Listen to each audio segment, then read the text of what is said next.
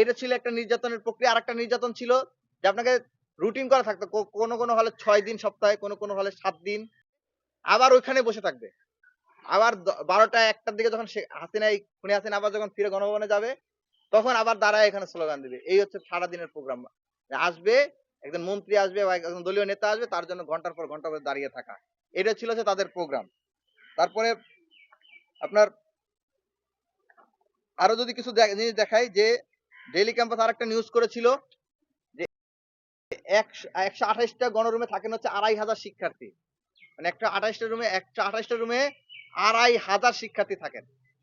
তাহলে এক রুমে কতজন করে পড়ে আপনারা হিসাব করে দেখেন। ৪ জনের একটা রুমে কতজন করে থাকতে হয় হিসাব করে দেখেন।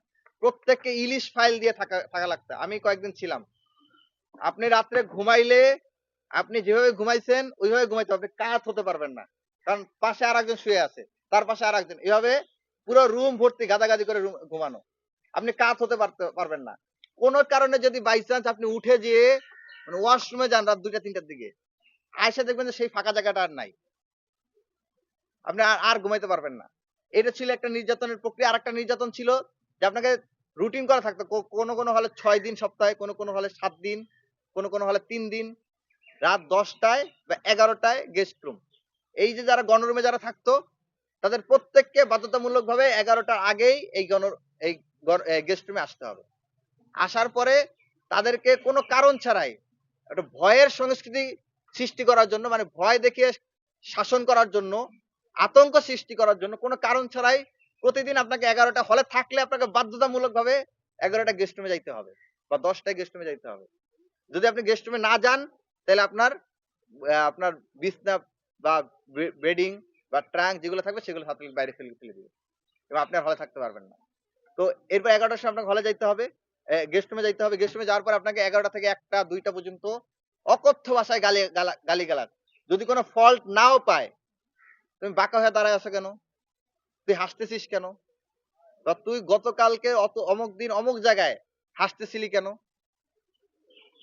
তারপরে অমুক সময় অমুক জায়গা দিয়ে ১ কিলোমিটার দূর দিয়ে আমি যাইতেছিলাম, তুই আমার সালাম দিস নাই কেন? আমার গার্লফ্রেন্ড ওখানে দাঁড়ায় ছিল, তুই তার সালাম দিস নাই কেন?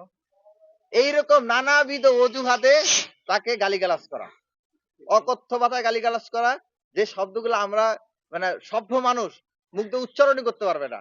গালিগালাজ করা, যদি কোনো কারণে আপনি একটু বলেন যে গালিগালাজ কেন করছেন, প্রশ্ন করেন, তাহলে মারধর শুরু।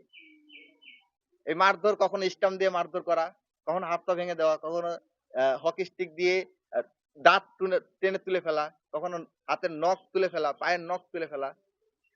এগুলো ছিল নিত্য নৈমিত্তিক ঘটনা।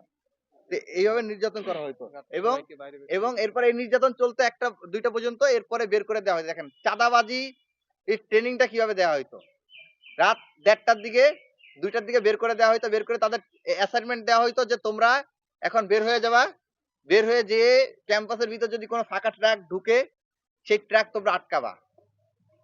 আটকায়া ট্রাকে উঠবা, উঠে তোমরা দল বেঁধে মাওয়া যাবা, অথবা জগন্নাথ বিশ্ববিদ্যালয়ে কয়টা পিলার আছে সেটা গুনবা, অথবা হাতিঝিলে কয়টা ব্রিজ আছে সেটা গুনবা, গুনে এসে আমাদেরকে রিপোর্ট করবা। এই যে চাঁদাবাজি শিকার, ট্রাক আটকানো, ট্রাক আটকে ফাও সেখানে যায় ঘুরে আসা, এইভাবে ট্রাককে টাকা না দেওয়া, এইভাবে এইভাবে একটা ট্রেন আপ করা হয়েছে সন্ত্রাসী কর্মকাণ্ডের। এর মাধ্যমে প্রলয় গ্যাং বা বিভিন্ন ধরনের গ্যাং এর সৃষ্টি হইতো। যে গ্যাং গুলো করতো কি, যে আপনার সরোয়ার্দী উদ্যানে ধরেন রাত্রেবেলা কেউ ঘুরতে আসছে ৪-৫ জন পরিবার সহ, তাকে মারধর করে মোবাইল রেখে দেওয়া, টাকা রেখে দেওয়া। এই ধরনের অহরহ কেস আপনারা দেখেছেন যে ছাত্র তো আপনার নিউজ হইছে, এমন কারো জেল হইছে, ধরা পড়ছে, এরকম ঘটনা ঘটছে। কখনো নিরীহ মানুষকে ধরলে তো কখনো শাস্তি হবে না, কিন্তু দেখা গেছে যে ভুল করে এমন একজনের ছিনতাই করে বসে, সে ছাত্রলীগের আরেক বড় নেতা বা আওয়ামী লীগের আরেক বড় নেতা, এখন সে চুন্নপুটি, স্বাভাবিকভাবে তার জেলে যেতে হবে। এই ধরনের অনেকগুলো ঘটনা ঘটছে, এরকম রেগুলার ঘটনা ঘটছে এরকম।